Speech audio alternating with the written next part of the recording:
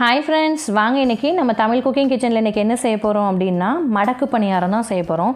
இது ஸ்கூல்லேருந்து குழந்தைங்க வரும்போது ஈவினிங் டைமில் ஸ்நாக்ஸாக செஞ்சு கொடுங்க, எல்லாருக்கும் ரொம்ப பிடிக்கும். வாங்க இது எப்படி ஈஸியாக செய்கிறது அப்படிங்கிறது தான் இந்த வீடியோவில் பார்க்க போகிறோம். வீடியோக்குள்ளே போகிறதுக்கு முன்னாடி தமிழ் குக்கிங் கிச்சனை சப்ஸ்கிரைப் பண்ண மறந்துடாதீங்க. கூடவே இருக்க பெல் பட்டனையும் கிளிக் பண்ணுங்கள். வாங்க ஃப்ரெண்ட்ஸ், இது எப்படி செய்கிறதுன்னு வீடியோக்குள்ளே போய் பார்க்கலாம்.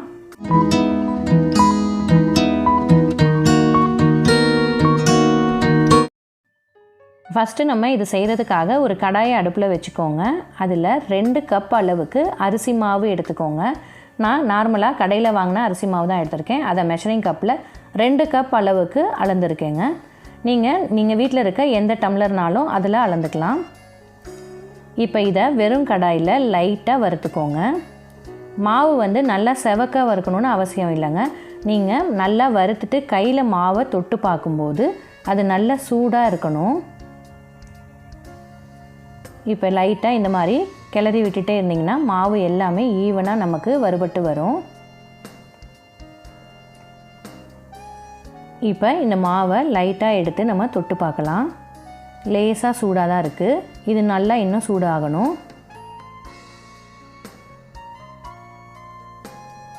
இப்போ இந்த மாதிரி நல்லா வறுத்துக்கோங்க. இது நார்மலாக கடையில் வாங்கின பச்சரிசி மாவு தான் நான் எடுத்திருக்கேங்க. இப்போ பாருங்கள், இது நல்லா சூடாக இருக்குது. இப்போ ஸ்டவ்வை ஆஃப் பண்ணிவிடுங்க.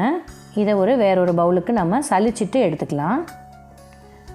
மாவு நல்லா சலிச்சிட்டு எடுத்துக்கோங்க. இப்போ பாருங்கள், நான் நல்லா சலிச்சு எடுத்து வச்சுருக்கேன். இப்போ வேற ஒரு பவுல் எடுத்துக்கோங்க. இப்போ இதில் நமக்கு தேவையான அளவுக்கு, அதாவது இப்போ நான் 2 டம்ளர் அளவுக்கு மாவு எடுத்திருக்கேன்ல, அதுக்கு ஒரு முட்டை கரெக்டான அளவாக இருக்கும். இப்போ இது கூட 1/2 கப் அளவுக்கு சர்க்கரை சேர்த்துக்கோங்க. 2 கப் மாவுக்கு, அதாவது நீங்கள் 2 டம்ளர் எடுத்தாலும் சரி, இந்த மாதிரி மெஷரிங் கப்பில் எடுத்தாலும் 2 கப் எடுத்திங்கன்னா அதில் 1/2 கப் அளவுக்கு சுகர் சேர்த்துக்கோங்க. இது இனிப்பு கம்மியாக தான் இருக்கும். அப்போ தான் இது நல்லா டேஸ்டியாக இருக்குங்க. ஒரு சிட்டிகை அளவுக்கு உப்பு சேர்த்துக்கோங்க. இப்போ இதை நல்லா மிக்ஸ் பண்ணி எடுத்துக்கலாம்.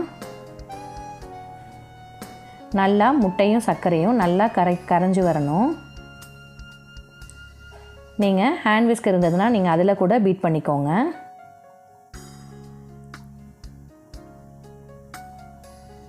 இப்போ இந்த மாதிரி நல்லா பீட் பண்ணி எடுத்தாச்சு பாருங்கள். இப்போ இதில் 1/4 டீஸ்பூன் அளவுக்கு ஏலக்காய் தூள் சேர்த்துக்கோங்க.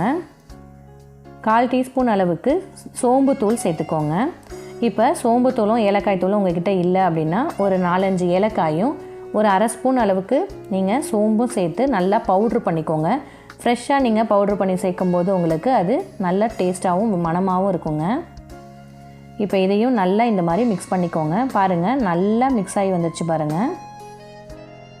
இப்போ இதை அப்படியே ஒரு ஓரமாக வச்சுடுங்க. இப்போ நம்ம சலிச்சு வச்சுருந்தோம்ல, அந்த அரிசி மாவை எடுத்துக்கோங்க. நடுவில் இந்த மாதிரி குழி பண்ணிக்கோங்க. இதில் ஒரு 2 டேபிள் ஸ்பூன் அளவுக்கு நெய்யை நல்லா சூடு பண்ணிவிட்டு இதில் சேர்த்துக்கோங்க. நெய் நல்லா சூடாக இருக்கணும். பாருங்கள், இந்த மாதிரி நெய் நல்லா சூடாக இருக்கும்போது மாவு உங்களுக்கு நல்லா சாஃப்டாக இருக்கும். இதை அப்படியே கரண்டி வச்சு நல்லா மிக்ஸ் பண்ணிக்கோங்க. கையில் கிளறிடாதீங்க, கையில் சூடு பட்டுரும். இதை நல்லா கரண்டி வச்சு எல்லா பக்கட்டும் படுற மாதிரி நல்லா மிக்ஸ் பண்ணி எடுத்துக்கோங்க. இப்போ இந்த ஸ்டேஜில் உங்களுக்கு கை தொட்டு பாருங்கள். உங்களுக்கு சூடு கம்மியானதுக்கப்புறம் தான் நீங்கள் இது கையில் பிசையணும், இல்லைனா உங்களுக்கு கையில் பட்டுரும். இப்போ இதில் நம்ம ரெடி பண்ணி வச்சுருந்த முட்டை கலவையும் சேர்த்துக்கோங்க.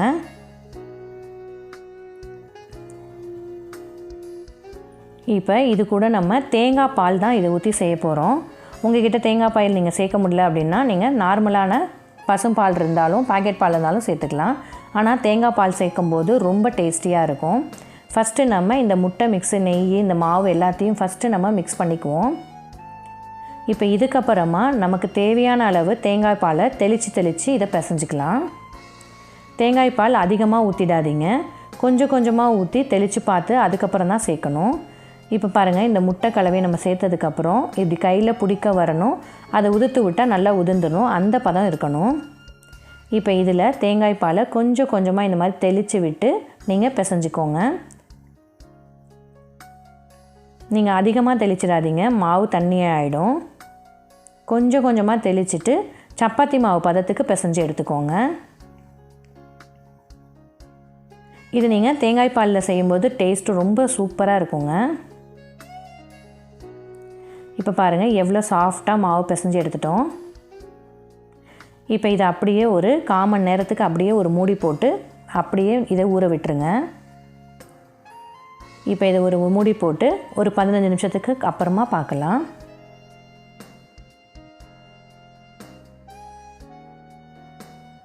இப்போ பாருங்கள் மாவு நல்லா ஊறி வந்திருக்கு பாருங்கள். இப்போ இதிலேருந்து சின்னதாக, அதாவது உங்களுக்கு எந்த அளவுக்கு சைஸ் தேவையோ அந்த அளவுக்கு ஒரு சின்ன பால் மாதிரி பிடிச்சி எடுத்துக்கோங்க. இதே மாதிரியே எல்லாத்தையும் இந்த மாதிரி பால் மாதிரி எடுத்து வச்சுக்கோங்க. இதுக்கு மேலே ஒரு ஈர துணி போட்டு மூடிக்கோங்க, இல்லைனா மாவு சீக்கிரமாக காஞ்சிரும். இப்போ இந்த மாதிரி பால் பிடிச்சதுக்கப்புறமா ஒரு பாலித்தீன் கவர் இந்த மாதிரி எடுத்துகிட்டு அதில் லைட்டாக எண்ணெயோ இல்லைனா நெய்யோ இந்த மாதிரி தடவி எடுத்துக்கோங்க. அப்போ தான் உங்களுக்கு ஒட்டாமல் வரும். நீங்கள் எல்லடையெல்லாம் தட்டுவீங்கள்ல, அந்த மாதிரி இது மாதிரி பாலை வச்சுட்டு பேப்பரை இது மாதிரி மூடிக்கோங்க. இந்த மாதிரி ஃப்ளாட்டான கிண்ணம் இல்லைனா ஏதாவது தட்டு மாதிரி எடுத்துக்கோங்க. அதை வச்சு லைட்டாக இந்த மாதிரி ப்ரெஸ் பண்ணிங்கன்னா உங்களுக்கு எல்லடையெல்லாம் நீங்கள் தட்டுவீங்கள்ல, தட்டையெல்லாம் அந்த மாதிரி இருக்கும்.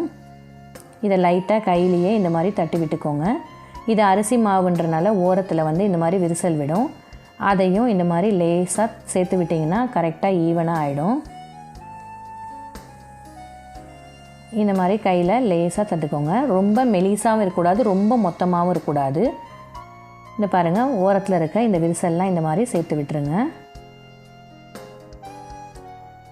அவ்வளோதான், ரொம்ப மெலிசாகவும் இருக்கக்கூடாதுங்க, இந்த அளவுக்கு இருந்தால் போதும்.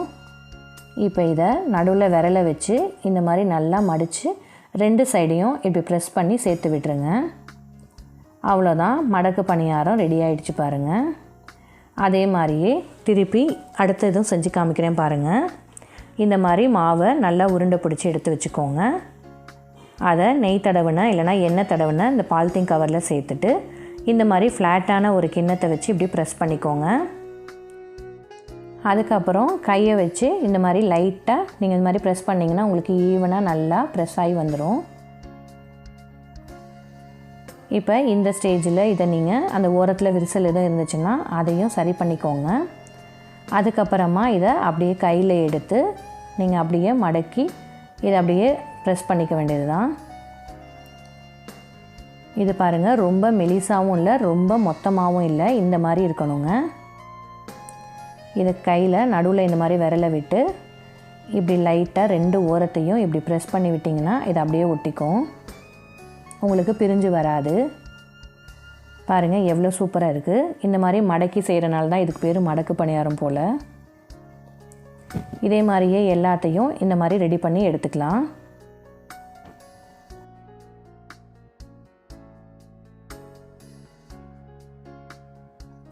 இப்போ இந்த மாதிரி நம்ம ஒரு ஈடு அளவுக்கு நம்ம ரெடி பண்ணதுக்கு அப்புறமா இதை அப்படியே எண்ணெயில் பொரிக்க ரெடி பண்ணிக்கலாம்.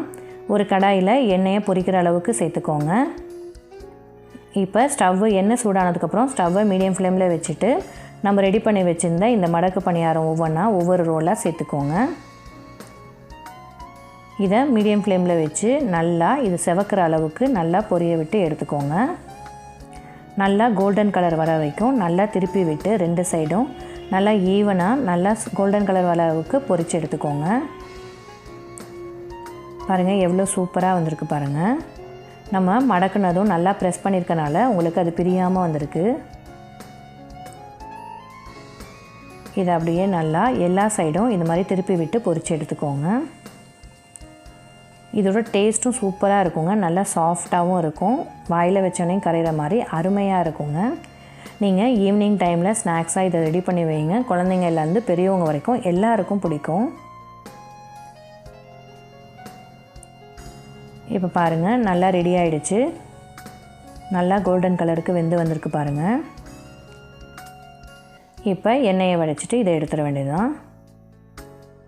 இதே மாதிரியே நம்ம ரெடி பண்ணி வச்சுருந்த எல்லாத்தையும் இந்த மாதிரி பொரித்து எடுத்து வச்சுக்கோங்க. பாருங்கள் பார்க்கவே எவ்வளோ ரோல் மாதிரி சூப்பராக இருக்குல்ல. இது ஈஸியாக செஞ்சிடலாங்க, அவ்வளோ டேஸ்டியாகவும் இருக்கும். இது கல்யாண வீடுங்களில் சீர் கூட கொடுப்பாங்கங்க. பாருங்கள் எவ்வளோ சூப்பராக அழகாக வந்துருச்சு. இப்போ நான் இதை உடச்சி காமிக்கிறேன் பாருங்கள். பாருங்கள் எவ்வளோ கிறிஸ்பியாக இருக்குது பாருங்கள். அவ்வளோ டேஸ்ட்டாக இருக்குங்க. இதை நீங்கள் கண்டிப்பாக செஞ்சு பாருங்கள். இதை செஞ்சு பார்த்துட்டு உங்களுக்கு எப்படி வந்துச்சுன்னு கமெண்ட்டில் சொல்லுங்கள். இந்த வீடியோ உங்களுக்கு பிடிச்சிருந்ததுன்னா உங்கள் ஃப்ரெண்ட்ஸுங்களுக்கும் ஷேர் பண்ணுங்கள். Thank you friends.